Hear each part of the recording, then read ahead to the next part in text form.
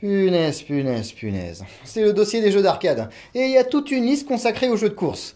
J'imaginais pas qu'il y en avait autant. D'après mon grand-père, c'est tout à fait normal. Les bornes d'arcade offraient des sensations bien plus immersives que celles des consoles de salon, et c'est vrai que...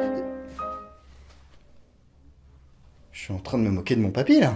Toujours est-il que, milieu des années 80, il y a un titre dans les salles qui attire tous les regards. Outrun de Sega. Même moi qui suis pas un spécialiste des vieux jeux, je suis déjà tombé sur celui-ci avec sa Ferrari et sa belle blonde. Mais aujourd'hui, vous vous en doutez, c'est d'un titre moins célèbre sur lequel nous allons nous attarder.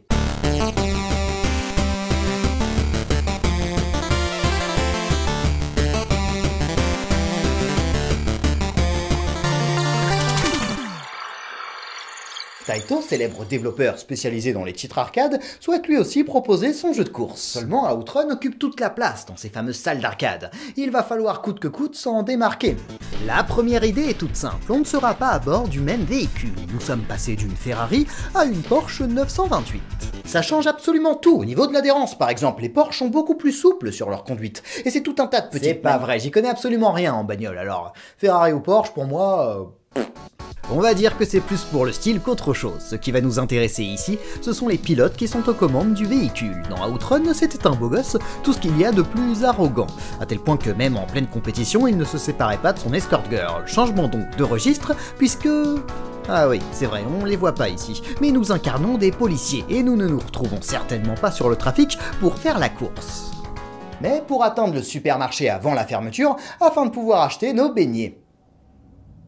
C'était nul, je sais, mais j'étais obligé de la faire. Non, il s'agit ici d'une course-poursuite. Des malfrats qui ont commis un délit qui nous est précisé en tout début de mission tentent d'échapper à leurs responsabilités face à la justice. À nous de les rattraper pour les balancer par la peau des fesses devant un juge. Et on se rapproche donc finalement du jeu de course, puisque le but est bien d'aller le plus vite possible.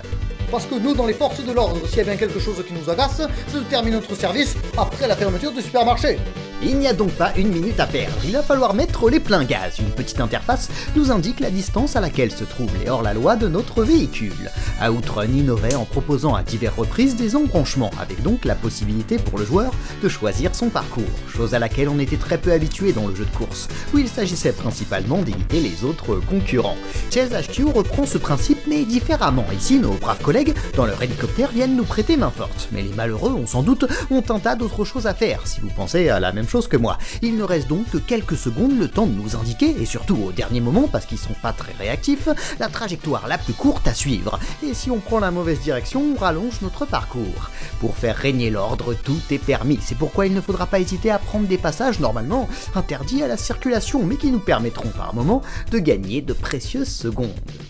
Parce que depuis tout à l'heure, on papote bien gentiment, mais les criminels, eux, courent toujours. Pas d'inquiétude, on a de quoi rattraper notre retard. 3 nitros sont à notre disposition. En revanche, on a beau avoir une Porsche dernier cri, on ne dispose que de 2 vitesses, lent et rapide. Et rester constamment sur rapide est bien souvent la meilleure option. Lorsqu'enfin vous vous approchez de votre cible, nos policiers n'hésitent pas et mettent en place leur gyrophare. Et là, ça n'a strictement aucun effet. Qu'il y ait le gyrophare ou non, les voitures restent en plein milieu de la route et représentent toujours votre principal obstacle. Mais tout ça n'a que peu d'importance, puisqu'avec le gyro, il faut bien le dire, on pète la classe, ce qui va vous permettre de mettre un terme à la cavale des criminels. Et pour cela, rien de tel que...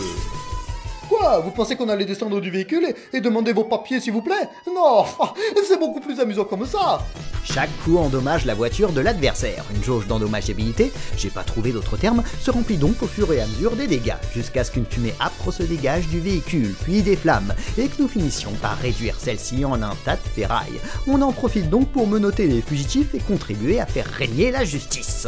Et ce sont 5 missions au total qui vous attendent. Ce fut un grand succès des salles d'arcade que l'on cite trop rarement aujourd'hui, puisque totalement éclipsé dans nos manuels d'histoire de jeux vidéo par le célèbre Outrun. Mais Chase HQ mériterait d'être cité plus régulièrement. Il s'agit d'un titre au concept original qui a marqué bon nombre de joueurs de l'époque. Et vous savez ce que je vais vous dire, il n'est pas trop tard pour s'y plonger le temps d'une petite partie. C'est ce que devait faire mon grand-père pour prendre toutes ses notes, et c'est à présent ce que je fais à mon tour. En tous les cas, on se retrouve samedi pour un nouvel épisode. En attendant, jouez bien.